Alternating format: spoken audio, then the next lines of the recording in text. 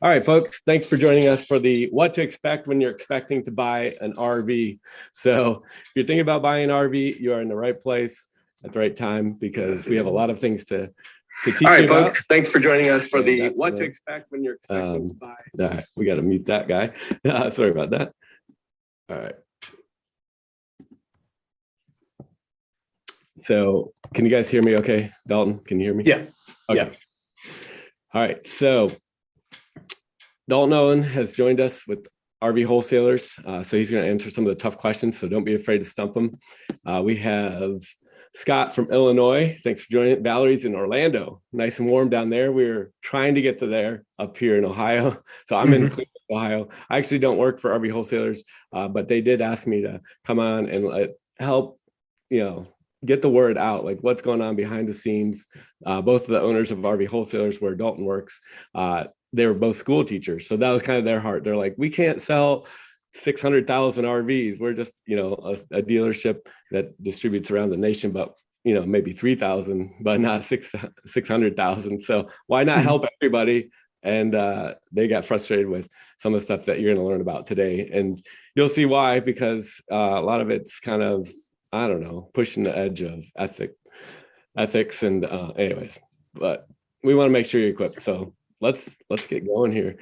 This is, I kind of think of buying an RV as kind of like giving birth, and I have no idea since my wife did that hard part, but it feels like that 9 months leading up to it, a lot of, scariness, uncertainty, getting prepared, is this going to be right? Are we going to, all the questions you have. And that's kind of how I feel like getting ready for an RV is. But after you have the baby, after you get the RV, you kind of forget about all the pain that goes into it and all the buying process. And the memories are what overshadow everything. Same with camping. It's like those memories make it all worthwhile. So that's why I like this whole idea of what to expect when you're expect hidden fees. So tell us about some hidden fees, because I'm sure you've seen a lot, Dalton. So hidden fees I've seen stuff like walkthrough fees. And by those, I mean, like you showed up to the dealership just to walk through the camper, see what the floor plan looks like, and they charge you to do that. I've seen fees to winterize the camper, say it's the middle of summer, they're going to winterize the camper. So that way, even if you don't use it right away, you're going to store it and use it a little bit later in the summer, or even next year. They're going to charge you to do that. I've seen transportation fees as high as like $2 a mile. So the transportation fees are, super through the roof. And then I've seen a couple crazy ones out there, but I've also seen some that are, pretty reasonable. So it's hit or miss on what they are. I mean, they're not hidden if you know about them, right? Exactly. A lot of times it happens. It's like you put down a deposit. Sometimes you get so excited, and in the moment, it's like, oh, there's only one left. There's 10 people wanting this. I better throw down the deposit. Or, you get excited and you don't talk about that sales agreement, like what's really in it. And you don't realize, oh, not only I'm agreeing to pay for the unit at this price, but when I come to pick it up and I sign the final paperwork, it's like, oh, what's this, extra $1,400 for a PDI? Like, what's that all about? Is that, should you have to pay that? And it's kind of a pressure at the end. And it's like, at that point, do you want to give up the RV? Sometimes you may have ordered it and been waiting 9 months or whatever it takes to build that particular model. And, and there's really is a line of people waiting to take it if you don't want to pay the extra dollars. And so it's a way a dealership can kind of make some extra bucks. But like I said, if you know about it and you ask the right questions up ahead of time, it's not a surprise. And and that way too, you can compare apples to apples when you're, someone may say they have a lower price on an RV, but if you add in all these fees that we're talking about, it ends up, maybe being the same or even being more than dealer B down the road. So that's why we want you to take a look at these. I'm going to send these to you guys. Look in the chat. I'm going to see if I can get these here so that you guys can download this. This is a one-page PDF. There you go. Check in the chat. Go ahead and download that. It's a one-page free PDF, obviously, and see if you can bring that down. So you don't have to write this all down. And then you have that. Yeah, pre-delivery inspection. If you're wondering what that is, it's a good thing, right, Dalton? It's I don't know, 140 some points of inspection. They go through like with iPad, check off everything from firing up they should fire up the the heater furnace and burn off the oil. And I mean, they put water up on the roof. I've seen them like with a hose up there watering down the roof to make sure there's no leaks, because you don't want leaks after you get it out, and just all that kind of stuff. But it happens, it's basically the inspection that happens after it goes from the factory across the road to the dealership. And it's basically that inspection before you get it. So that's what I kind of have a problem with them charging for it. And because I mean, it's pretty popular. What's kind of a typical fee that you've seen for that, for PDI? For PDI, I've seen like $45. I've seen $360, anywhere kind of in between those two ranges. It just really depends on how far away the dealership is.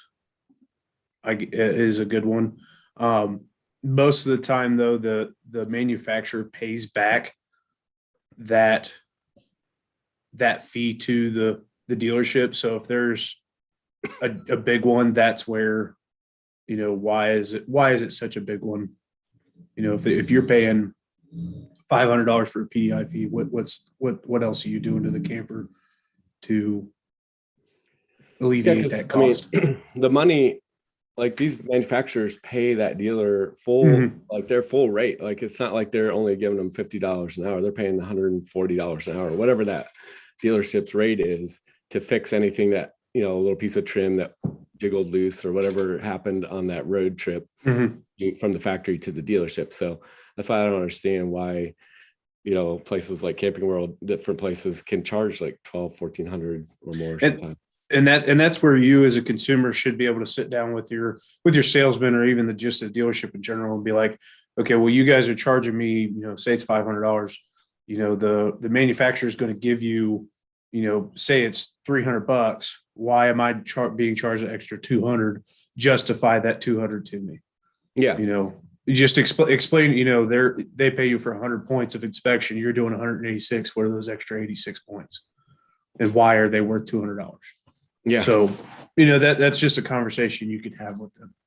Yeah. So don't be afraid to have these conversations. I think you'll get a few things out of today, but that'll be one of them. Have these upfront conversations, play out scenarios, ask lots of questions. We'll give you some of those good questions here. Yeah. Hopefully that everybody, did you guys see that 5 hidden fees PDF? At first I sent it to Dalton. So thanks, Dalton. And hopefully you guys can see that so you can download that. Sorry about that. We're getting this figured out. And the transportation fees, can you explain a little bit how that works? Because that's another area. Like if you buy an RV in California, you would expect it to be a few $1,000s more, right? Because basically 95% of the RVs are manufactured up in the Elkhart, Indiana area. So kind of wherever you're at. So if you're down in Orlando, Florida, like one of our guests here, Valerie, like Valerie's down in Orlando, for example, say that's 750 miles away, or make it 1,000 just to make it easy. She's down there. So an RV that goes from Elkhart, Indiana to Orlando, say that 1,000 miles, somebody has to pay for that transportation, right? So, and the prices are going up. So this sheet, it's probably closer to $2, $2.50 now per mile. But you would say, okay, that's going to cost that dealership $2,500 to move that RV from Elkhart to their dealership in Orlando. So you would expect to pay, say the RV is $50,000. Now you expect to pay $52,500 for it because they had to pay for it. So when you're shopping around too, make sure that if that includes that fee or not. If you end up going and picking it up, saying at your place or whatever, it's a $300 fee for them to get it to your place, and they pick it up. So now they just saved $2,200. So you need to know that number is that's what the transportation fee is about. And a little tip, make sure that you ask them to separate it, right? Because for tax reasons, you don't have to pay sales tax on the delivery portion of that. So Because the in taxes have California, already been that paid could be, on. $4,000 that you're not paying sales tax on. That can be quite a bit of money. So another easy way to save some bucks. Make sure they split it out, because sometimes they hide it in the fee, into the trailer amount, and then it doesn't help you. So so make sure you ask for that. Cool. Yeah, dock and tile. I mean, that's a fee that, like you said, everyone has to do that, pretty much every state. So that shouldn't be too much. Okay. So we talked about asking for the out the door price. That's what you want to say. Basically, tell me what all the fees are, what's included in this, what options, and then ask specifically about those fees. Like, is there going to be a PDI fee? Is there going to be a walkthrough fee? That's one, like, really catches people off guard. It's like, you're kidding me. You're going to charge me for an hour of your time to explain everything to me, like how to light the propane, how to, what do you call it? Bleed the lines, how to bleed the lines with the propane and light it the first time, with the stove. How to, like, these are stuff you want to know. I mean, definitely bring your camera when you go to do your walkthrough, record it. Nobody cares, like, that way you get on the road and it's like, oh, what did he say? Because they go through so much so fast. But I know at least at your place, nobody's in a rush. Like, you could spend 2 hours, 3 hours. They don't care. Like, they want to make sure you're comfortable with everything, how to jack it up, how to do this, how to, drain the water, how to, every aspect of it. And so do that. Maybe even camp in the area. I know I see a lot of people when they buy their RV, they'll camp right near the dealership that first night just to kind of work out the bugs and get comfortable. I think that's a great idea. I think, didn't you guys just put in some camp lots like on your property? Yeah, I was just getting ready to bring that. We actually, we put, I think there's 12 of them. We put 12 camping spots right out in front of the dealership. Yeah. So if you buy a camper off of us, you could just camp right out in front of the dealership for a night or two. And at the same time, if there's any issues, say something came loose or anything like that, we walk right out there the next morning after you come in and say something to us. We walk out there and fix it for you. So I think that's a great idea. So wherever you get it, ask, maybe stay there, so you can get things fixed if there are any issues or you don't understand how to do something. I know the first time I took out a few different RVs, like motorhomes, I didn't know you had to have the emergency brake, depressed before the slide would go out. I mean, just crazy things, but I didn't figure it out till 11 o'clock at night. Like, oh crud, like, I can't call anybody right now. Like, who's going to answer, and, just that kind of stuff, just you forget, or you don't know what you don't know, I guess.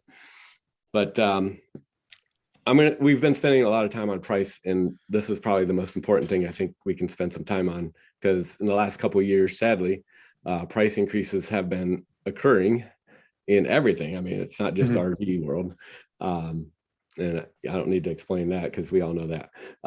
But tell us what you've seen in the RV industry, and then the pricing in RVs goes up.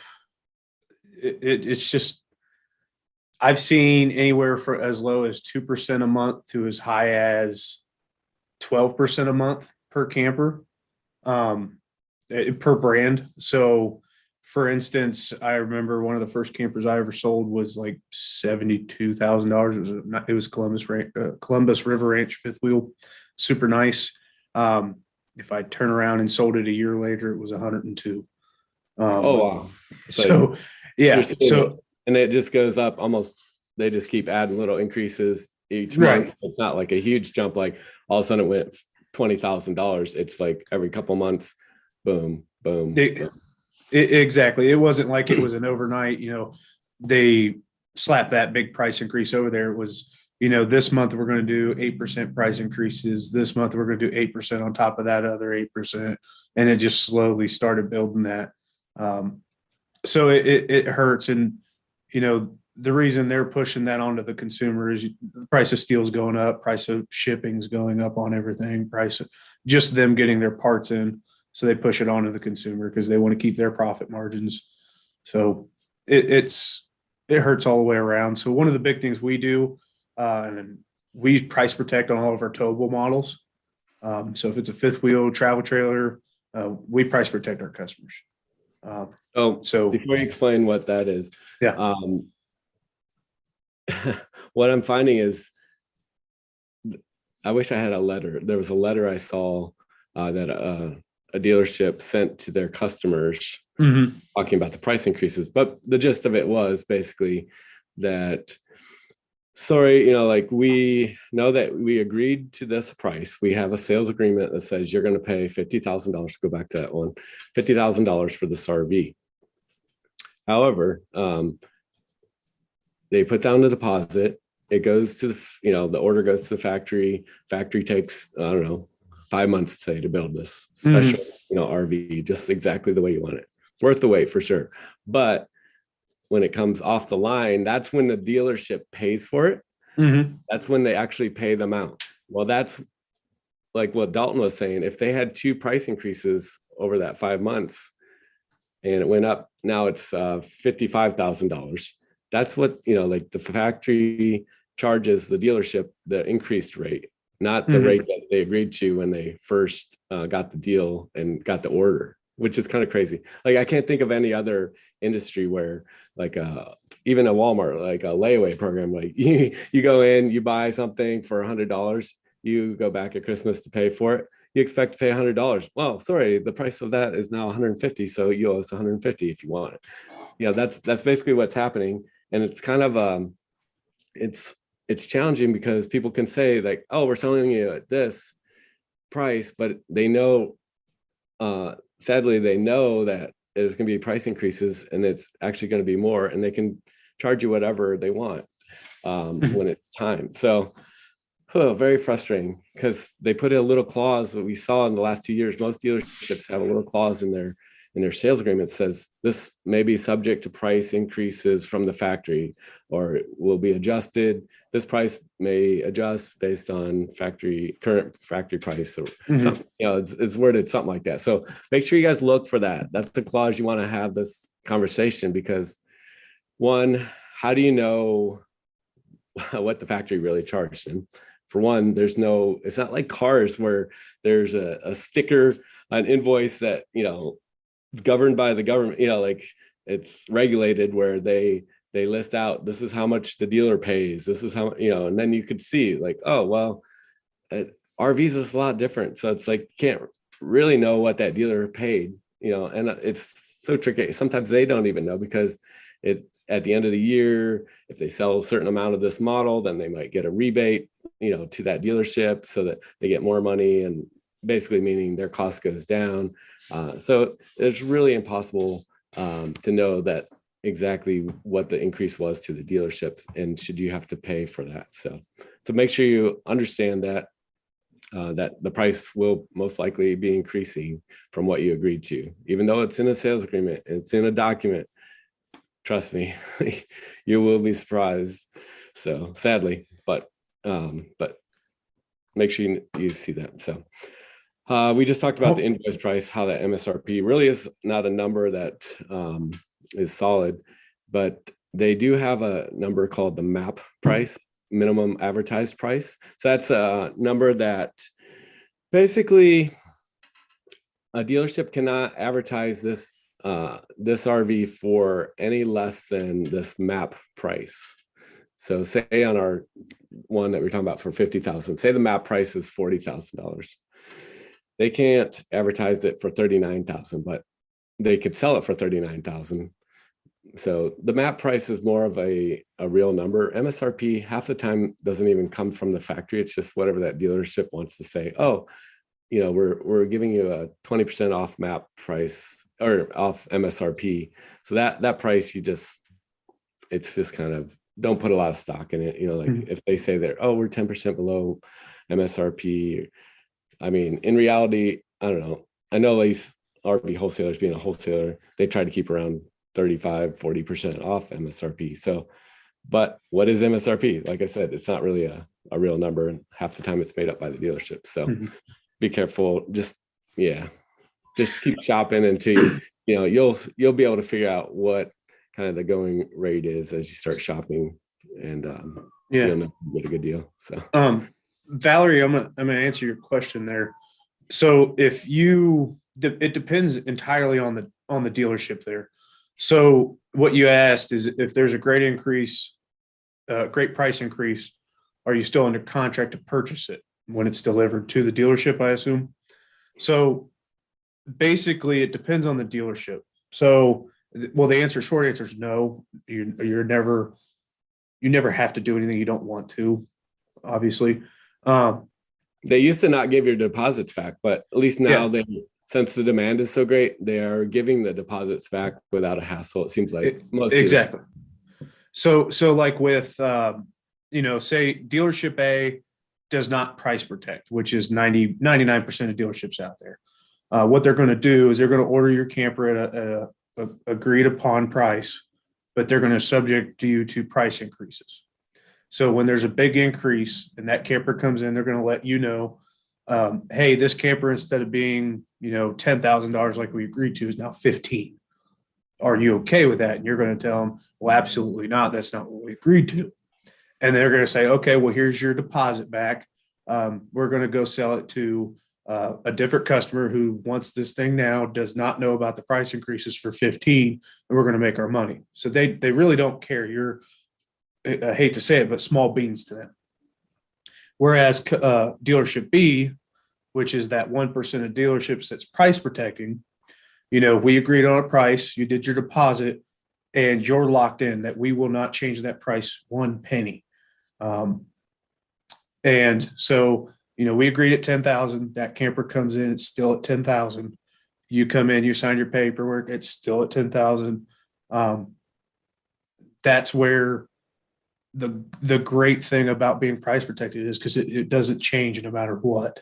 So what a lot of dealers, I've heard horror stories where they don't give their deposits back and they, try to force you into it, but people still are like, well, you keep that $1,000 or you keep that deposit, and I'm just still going to walk away from the deal because I'm just not going to pay that extra money, or they just give you your deposit back. So you don't have to purchase it. You don't have to do anything you don't want to, but it's really, do I pay that extra money and go with the camper that I wanted? I've been waiting for so long, or do I allow them to keep the deposit and walk away, or do I argue over my deposit and walk away anyway? So that's kind of the mix with those issues when they increase your prices and you don't have price protection. You take that risk of losing whatever your deposit was.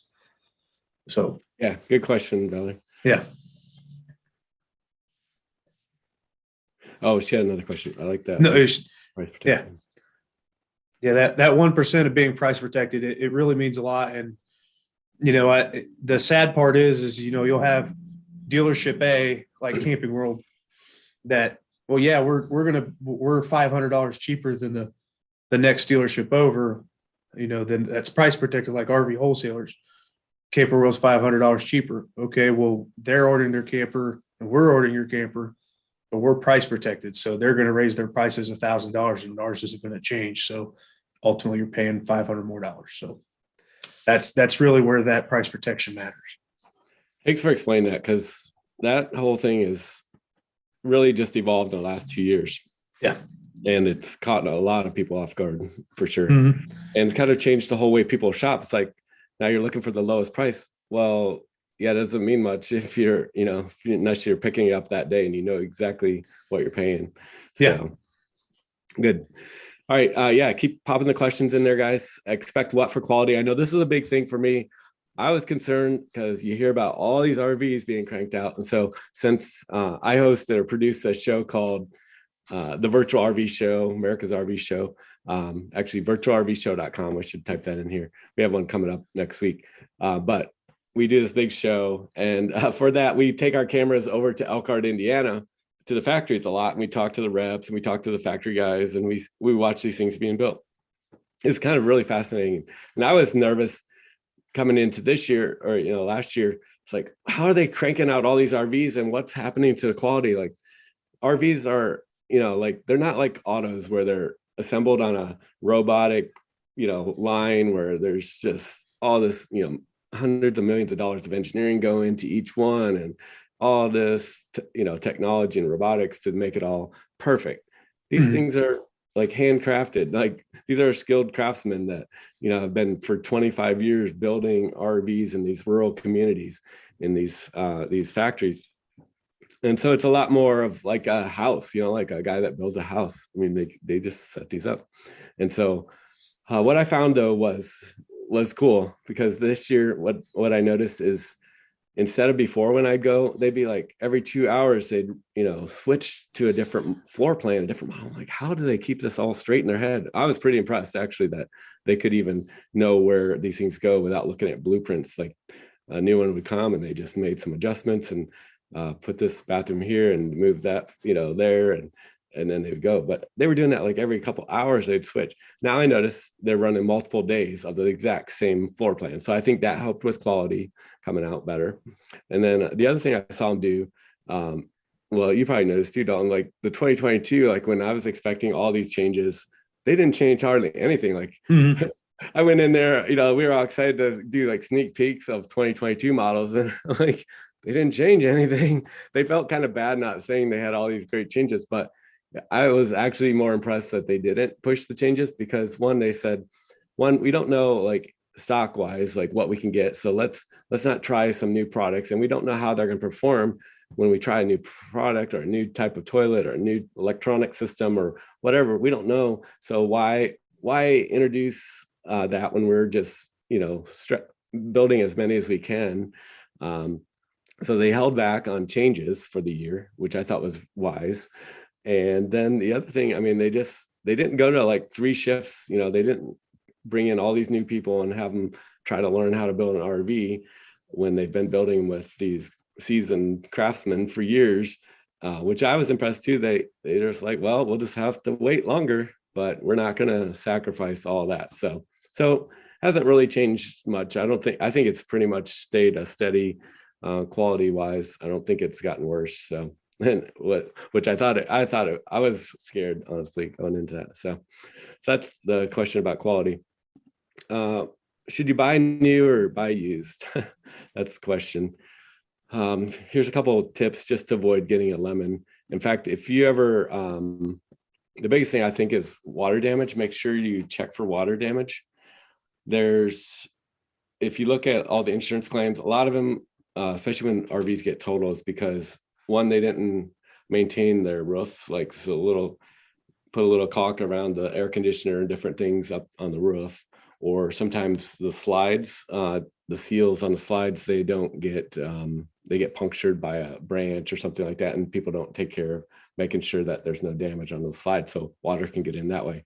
And once water gets in, it just gets, you know, they just fall apart fast. So that's, if you're looking at used, make sure you really check for water damage. I put up a couple of third-party inspectors, probably worth the $300-400 these guys charge. I know some of the warranty guys, and we'll talk about extended service contracts and warranty kind of things here at the end. But these are a couple, write them down, that you can have come out and do it. The other thing, this is, I don't know if you can see, guys, this is a moisture meter. This is my favorite little toy. $50 at Home Depot, Lowe's, something like that, $50-60. That thing will see through, that'll go right through tile, concrete. I mean, everything. It'll see moisture through the floor, whatever the floor covering is. It'll get down to the wood to tell you if there's moisture. It'll give you an alarm tell you the level of moisture that's trapped under there. So a cheap way to do your own inspections if you're thinking about buying used. So, and you could use it for houses. If you're buying houses, check behind shower walls and stuff like that, because you don't want black mold finding its way into your house. So little tip. Anyways, get the most for your trade-in. What do you recommend to get the most for their trade-in? Trade-ins are super fun. Not saying I regret them at all. I'm not inferring that. Basically right now with trade-ins, the best thing to do is obviously just ask your salesman, like, hey, this is, you know, I have a 2020 Jayco Pinnacle that I want to trade in, you know, what's it worth? And just be honest, you know, is there damage or anything with it? But the second thing too is to always remind yourself, especially right now, selling privately sometimes is your best bet. to go into it with an open mind. Sometimes it does require a little bit more work, but always keep an open mind when it comes to that thing. The reason I say that, I had an individual that has that exact camper, a 2020 Jayco Pinnacle, bought it from a dealership who took him for a ride, and he way overpaid for it. And right now that camper's worth about 60,000, and he owes 90 for it. So he's rolling over 30 grand into a new camper. So when you're going to trade a camper in, always remember, do I owe money on it? What's it worth? And keep an open mind. Could he sell that camper for 90? I don't know. But that's something to keep in mind. On top of, when you're going to buy a new camper too, look and see what they're worth or what their other places are selling them for. Because if I feel as though if that gentleman would have done his homework, he would have been able to see like, hey, they're kind of taking me for a ride here. And if I do want to say trade up to something bigger and badder, I'm not going to be able to do that in a couple of years. So that's a couple of the bad things to look out for trading in.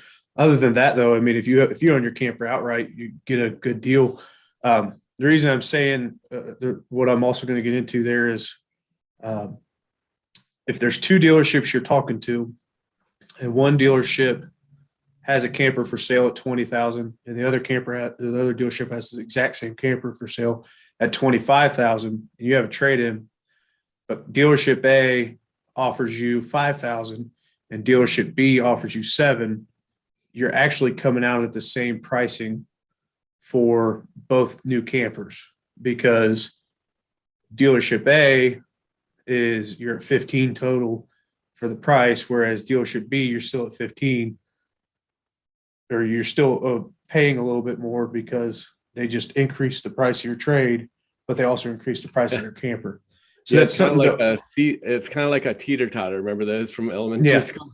It's like, they can either get a lot of money for the new RV and give you a little bit for the trade, or they can pretend like they're giving you a lot for the trade, and then take off the RV. So it's like, it's just a game they play. And you got to think about it too. It's like, say they traded in, instead of selling it outright, they traded into you. Well, now you can't give them a high rate for it, like a high book value, because you have to sell it. And then the dealership has to probably pay a commission to you, or, to the salespeople for selling it. And then they are taking on the risk. So they have to get it below book value so that they can make some money. So it's not a waste of time for them, which makes sense. So, I mean, you're better off probably just listed on like Facebook Marketplace or, and so like RV Trader a lot. Yeah, RV Trader, a lot of times, people think as dealerships only, you can list your own private camper on there. So that is something you can do. Actually, if people have questions about, I just put the RV Trader up there. Okay. If people have questions, let me see if I have a slide with your information here.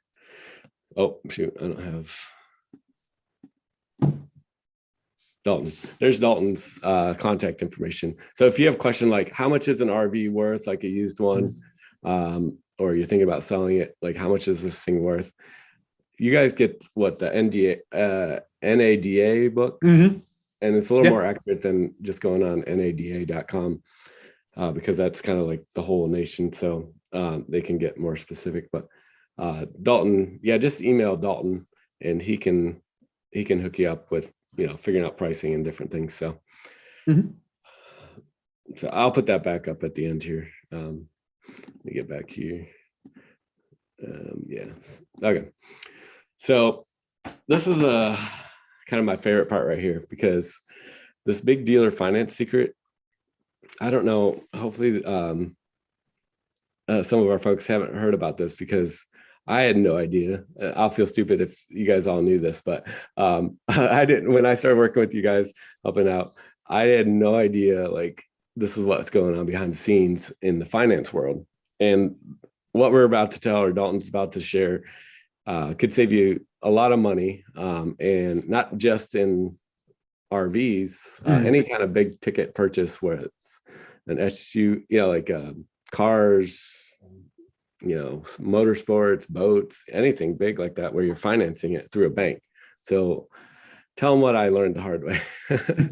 So basically, whenever you go to a dealership or go to buy anything related to financing, when that dealership takes that loan to the bank says to the dealership, hey, thanks for bringing Tim to us as a customer. Here's, depending on whatever your financing is, say it's a camper, here's $3,500. The dealership 9 times out of 10 pockets that money. So what RV Wholesalers has done is, instead of us keeping that money, we give it back to the customer as a thank you for being a customer of ours. We've already worked out our profit margins. We don't need it. We give it back to you. So, for instance, instead of that $10,000 camper now $6,500 for $3,500 off. And that's basically what that is. So you go to buy a motorcycle at a Harley Davidson dealership and be like, hey, I know you're going to finance this bike. What kind of discount you guys, or what kind of finance kickback you guys going to get for taking me to that bank? And they're going to be like, what are you talking about? Like, well, I know you guys get something. And we're like, well, we can give you $1,000 off. Hey, that's better than nothing. Yeah, you guys got to ask for this. This is money that I didn't know was being like. And then when I heard about it, I thought maybe it's a few $100s. But like in your world, like you just mentioned, it's thousands of dollars. I mean, on a big motorhome, say $100,000 motorhome, that could be what, 6 to 10 grand. So. And like I said, it depends on every camper is a little bit different. Every brand's a little bit different. But like I know on the big Redwoods, the number one luxury RV or motor fifth wheel that we carry, I know it's $10,000 on those. Okay, so basically that bank is giving them, that dealership, $10,000. Like, you guys should be able to get part of that. I mean, that's your money. You're paying the interest. So. The cool thing is, it's basically the bank agrees to do that. And so what you want to ask for is either dealer reserve, what's some other names they call it? So it's called a dealer reserve. A lot of times I call it a kickback, but it's more of like a commission, like you said, but there's other names. But don't be afraid. You might have to ask for the manager or the finance F&I guy, the manager for that, because sometimes the sales guys don't even know that kind of money is coming back to from the bank to the dealership. And in cars, it's probably, cars are shorter length of, the loan's shorter length, so they're not going to have that big of numbers. There's not that kind of money coming back from the bank for a car, because it's usually a 5 or 6 year loan, instead of 10 or 12. So, but the cool thing is, some of you probably like, oh, I've been saving. Oh yeah. So Valerie knew this. With 25 years in finance world, I always ask them what their dealer reserve is. So Valerie, thank you for validating this. We're not just making this stuff up. And that's kind of what happened with the owners of RV Wholesalers, where Dalton worked. I never forget time he told me about the first time they got this check back from the bank, and they're like, what's this for? Like, what happened? Did somebody, why are we getting money back from the bank? They didn't even know that was coming back. And they're like, that's kind of how that whole thing started with them. They're like, well, this isn't really our money. Like, the customer's paying interest. So let's give this to the customer. We already worked in our, like you said, profit margin and everything into the price of the RV. So the financing, that's not really our money. So that's how that whole dealer finance discount, or that finance discount, came about for you guys. But so that's cool. Thanks, Valerie, for sharing that. Very cool. So make sure you ask those questions next time you buy something. And if you're buying with cash, there's a little workaround, because I always thought, like, cash is king, like, come in with cash, you can get a better deal. It's actually the opposite. It's like, you're coming in with cash, like, we can't give you a good deal, but if you're financing, we can give you a better deal. It's kind of how it works now.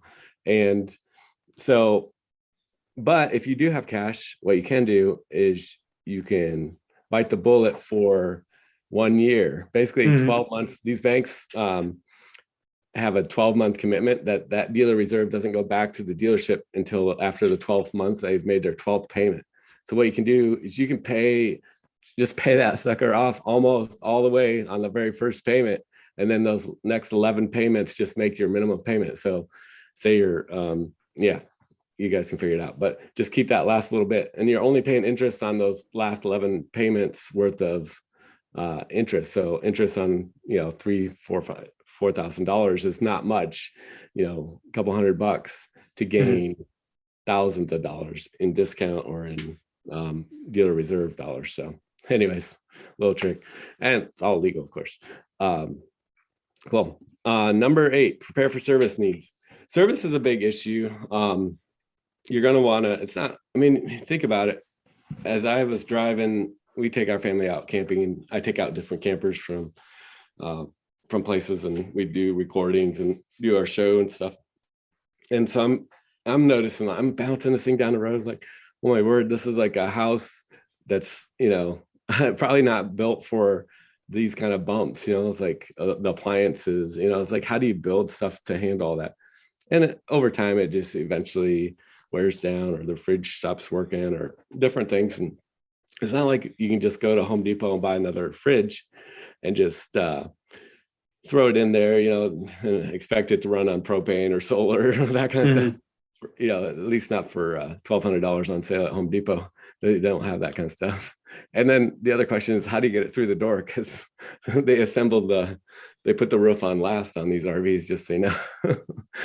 Anyways, so we'll talk about service contracts, but say things break down. I know the question for you guys, because I know you're selling RVs all over the nation. So you have people in Hawaii and Alaska, like really far out places. Like, how do you take care of servicing them? And before you answer that, it's like services, you want to ask these questions when you're buying your RV. Like, throw out scenarios to these guys. Like, we're going to ask Dalton here in a second. If this happens, say I'm camping in Tennessee and my air conditioner goes out, what do I do? I live in Cleveland, Ohio. Dalton's in near Columbus, Ohio, northwest of Columbus, Ohio, about 45 minutes. I'm in Cleveland, Ohio. If I buy from my local dealer here in Cleveland and I ask him this question, what's he going to say? I call up, I'm down in Tennessee. Air conditioner goes off, first day of our vacation, our family, we worked hard all year. And now he says, hey, we have a 13-week waiting period, but since you bought it from us, you get priority. As soon as you get it here, we're going to get you right in. So just bring the camper back, and then, we'll get that taken care of, free of charge, under warranty, whatever. Well, that doesn't help me or doesn't help my wife. And, it's like, what do we do at that point? So say I do the same thing. I buy from you, Dalton. You guys are in the Columbus, Ohio area. I call up, and then what would be your response? Like, what would you guys be able to do? Just because I think it's different than a lot of so basically, you call me up, you say, hey, my air conditioner went out. You probably say some choice words because it's a new camper and you're a little upset with me. Right.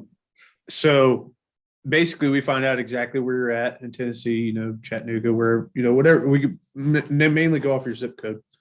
Once we have all that worked out, our service department, what they'll do from there is they will, off of your zip code, find a local shop close to wherever you're camping at, call them up and say, hey, we got Tim Richardson here.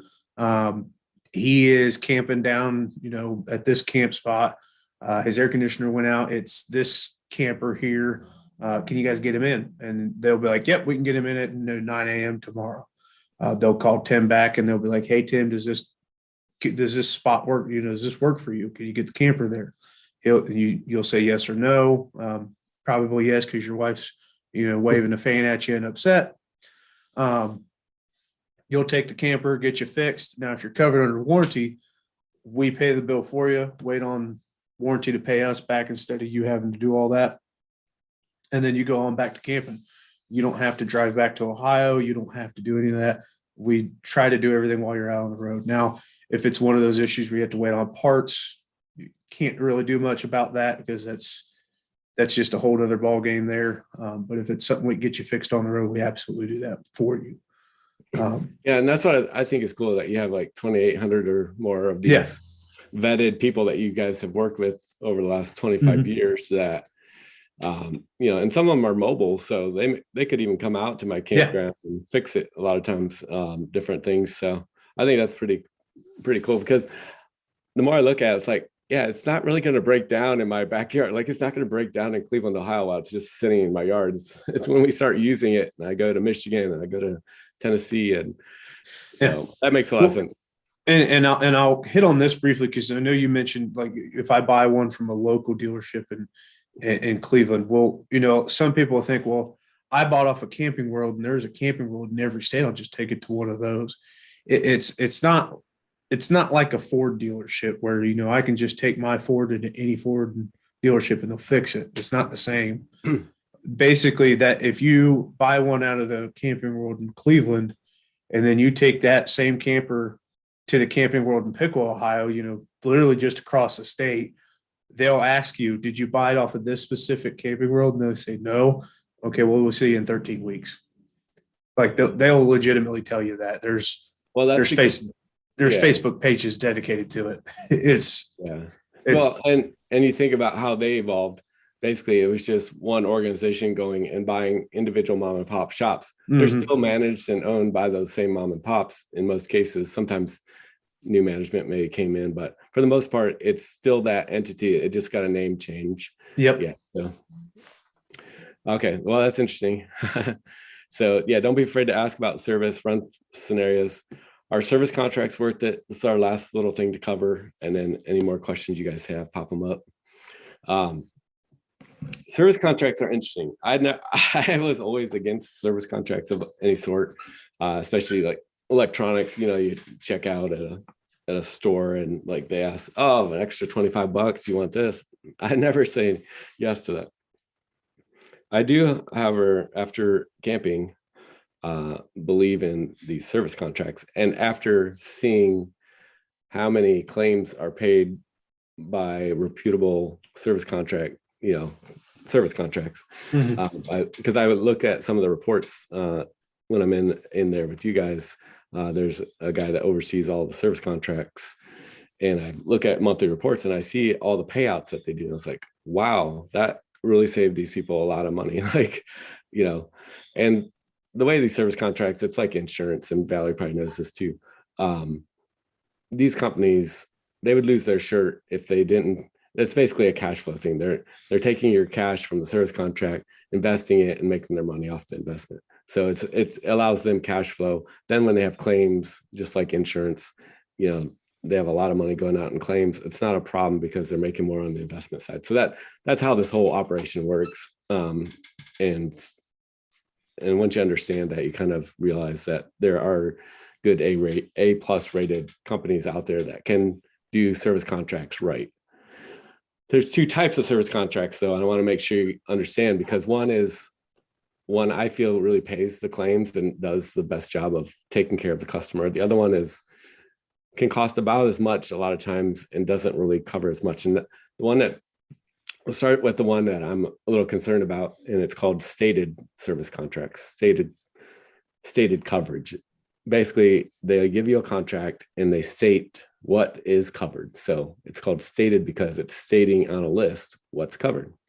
It's a long list, can be overwhelming, but you really need to read through it. So take it home for a night and read it before you sign it, and make sure that it's got the things covered that you really want to cover. But be careful, because sometimes things that are on the list, say the refrigerator, for example, it's covered. You would expect it to be covered. It's one of the important things that you would think would be on there. Hopefully it's on there. But what may not be covered, say, is a power inverter, something. But if the power inverter, say, goes bad and it damages the refrigerator, it takes out the refrigerator because electric's catawonkus, then now the refrigerator won't be covered in the stated contract because it was damaged by something that wasn't covered in the service agreement. So there's these kind of little loopholes that seem like they find a lot of times. So it's like, seriously, and just don't take the word of a salesperson when he says, "Oh yeah," and it makes it sound like it's a bumper to bumper coverage. Oh yes, the service contract's great. It's $4,000, and it's basically like a bumper to bumper coverage. Like your little antenna, a little BS detector should go up, and you should be wary because there's no service contract that's bumper to bumper. Like it just doesn't exist. The one that's closest to bumper is the opposite of stated, and that's what's called exclusionary, right, Don? Mhm. It's kind of the opposite. It's like they kind of flip it over. Instead of stating things that the whole camper is covered, every single thing is covered, excluding this item, excluding this item, excluding this item. So it's called exclusionary because it's listing the excluded item. So on that list, you'll see things like brake pads, for example, light bulbs, stuff that you're going to burn through, and they know that. And it's kind of up to the user to replace if they're kind of abusing things. It's the wear and tear items mostly. So make sure you read that list and know that these are the only things that are excluded and everything else is covered. So that's the one I really feel like pays the bills. And sometimes it's not that much more than stated. So definitely I would consider it. The thing about service contracts is, one, they're transferable. So if you sell your RV in 2 years and you had a 6-year contract, it just goes with it and adds value to it. Sometimes you can, if you haven't had claims and you just want to, it's prorated, you want to get back some of that money, that's an option too. They have a lot of other features too. I won't get into all that, food spoilage, different things that it's kind of like insurance and stuff that's kind of bundled into it. It makes them pretty nice. So if you're budgeting for that, I don't know, 6 to 10% of the cost of your RV, maybe, would you say? Yeah. Something like that. Depends on what. I would say avoid lifetime warranties that some dealership offer. And the reason I say that is there's no such animal. Basically, the big two manufacturers that are out there, when I say the big two, Forest River and Thor, they only come with a 1-year manufacturer's warranty. Anything past that is, an additional warranty. Extended warranty is the service contract.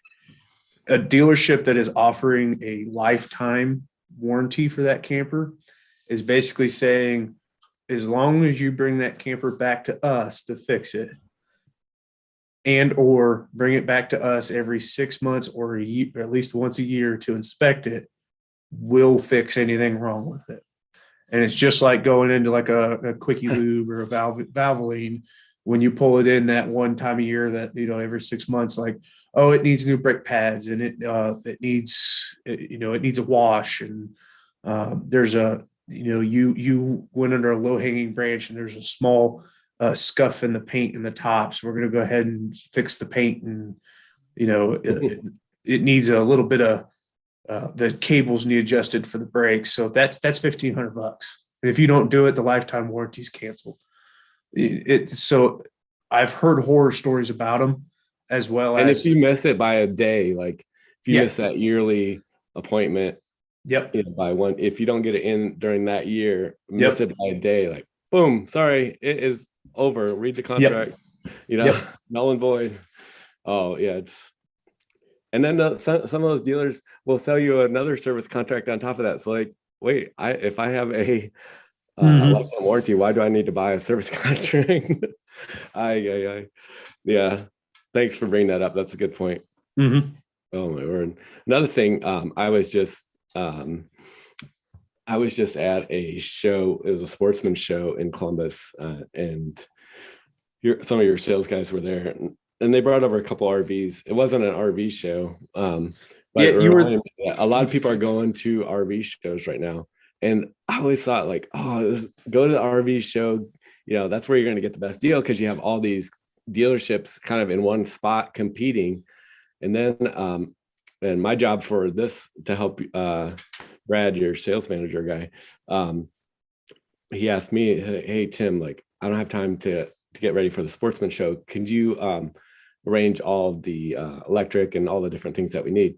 So I was doing that. I was like, holy cow, this stuff's so expensive. You have, well, we needed like electric drops for, 4 spots for like 3 RVs.